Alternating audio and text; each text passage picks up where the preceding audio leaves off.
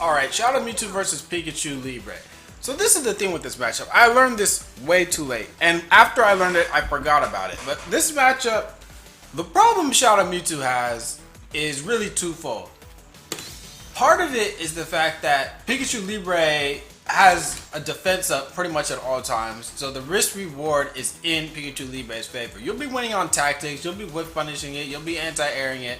But if it hits you one time, the amount of damage it does compared to when you do hit it, it's just in Pikachu Libre's favor. In fact, I played Sleeping Bug several times in tournament, and that's generally what it comes down to. I'm winning field phase more times. Frankly, I'm winning dual phase more times. But if he gets one hit, it does so much more damage compared to my hits. However, one of the things I did notice, and this is very important, and I forgot this when I played at my last Wednesday night fights. Hopefully, I'll be able to adapt the next time when I was playing Vufo, is that Shout Out Mewtwo, when it does get hit, it usually gets hit by some sort of an aerial lunge. So, talking 6A, which is Discharge in dual phase, field phase as well, but usually you can sidewalk that. And a lot of the just shenanigans in the air where it's like jumping off of the wall and then doing cross-up dive kicks and stuff like that, you can stop all this with Rotom. And one other thing, let me actually show you something. So this move, 8Y, or any of the variants that they do, is super annoying because if you try to anti-air it, sometimes, yeah, they can go backwards and then you'll whip. And if you try to do like stuff like, you know, 4X or just any different type of move, it's really like a guess. But what I discovered was, if you pop Rotom, there's nothing that Pikachu Libre can do to avoid Rotom at all. It will always get hit. Sometimes it'll get hit for the full stun, like if it tries to dive kick or something like that. Or if it tries to go backwards, it'll get hit. And that totally changes the matchup, because that's the thing Pikachu Libre is going to do.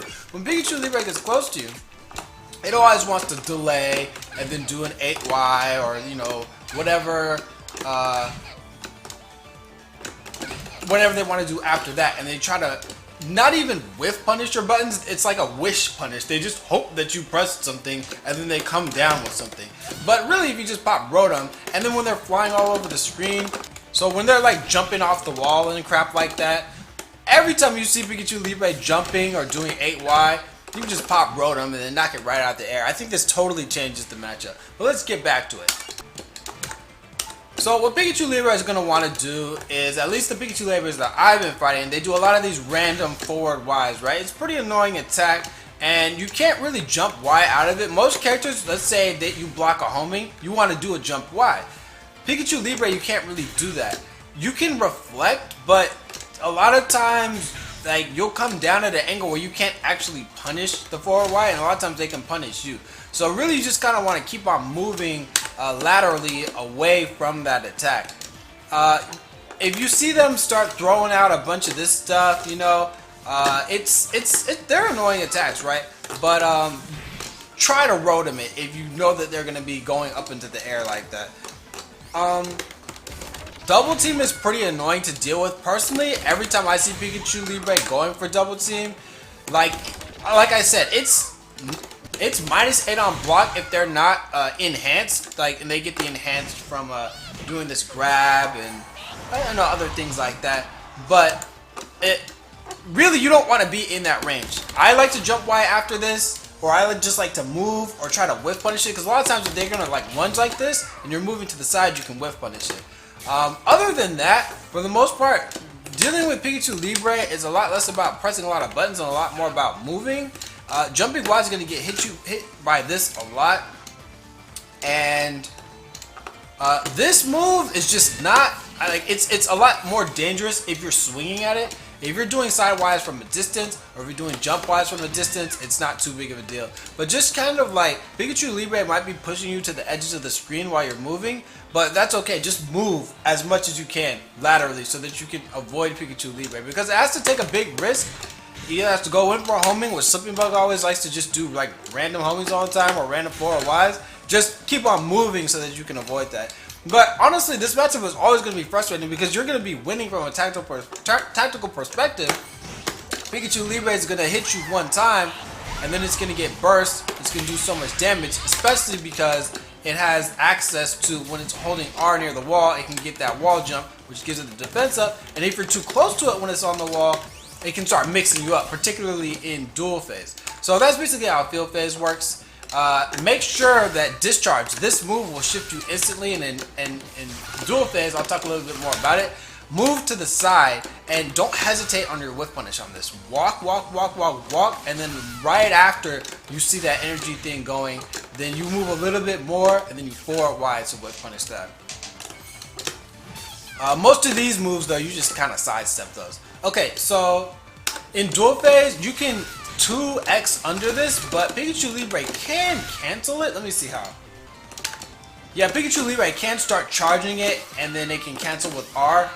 So you kind of don't want to be too predictable with this, but you can definitely slide under it. If you're close, then even if Pikachu Libre does this cancel, you can still punish it anyway. So just always be on the lookout for that. And against these flies, you don't want to contest too much unless you have access to Rotom. Now when it gets, let's say you block a dive kick, right? This is like 0 on block. It really depends on the height. Reflect is a good option to get out of this stuff because it's, even if Pikachu Libre goes for an 8Y, Reflect is a pretty good option, especially like mid-screen because they can't really hit you. In the corner you can still get hit because this can hit you going up in the air, but for the most part Reflect is a pretty good option, but you really just don't want to stand too close to Pikachu Libre. I think Pikachu Libre is inevitably going to get closer to you because this move just comes out too fast for you to be charging a lot of level 2 sideways blasts unless you're sliding under it. So what usually Pikachu Libre, what they're going to do is they're going to jump at you or something first. They're going to do some sort of ridiculous lunging move at you. One of these, or jump X, or jump off the wall. So what you're going to want to do is save Rotom for that. Pikachu Libres aren't going to really walk you down too much. And if they do, 6x is a good check. Now, after you 6x, try not to Vortex too much raw, because Pikachu Libre's backdash is pretty strong. It's one of the best backdashes in the game because it covers a lot of distance.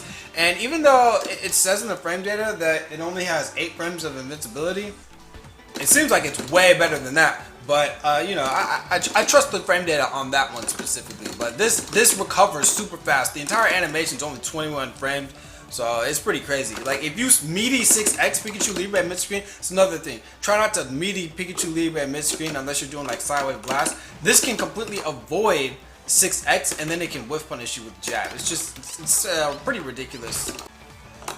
One of the most annoying things to deal with is this. And there's not a clear answer for it, honestly. It puts you in speed down, and like,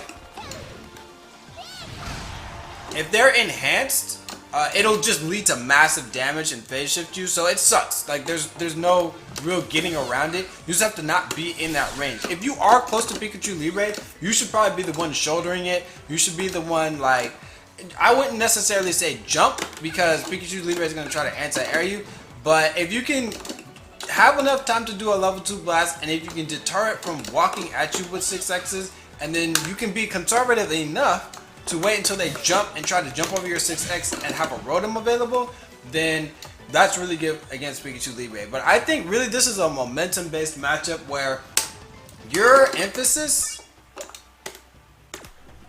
should mostly be on winning field phase, because if you win it, you get burst gauge really fast, and then you can pressure it like that.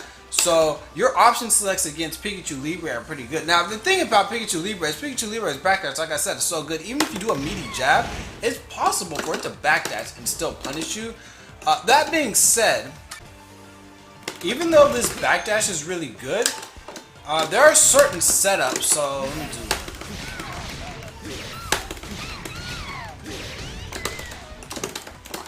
That Pikachu Libre is still not going to be able to backdash off of, so you really need to just kind of mess around with those and see what kind of timing you can use on 6x so that Pikachu Libre can't avoid it.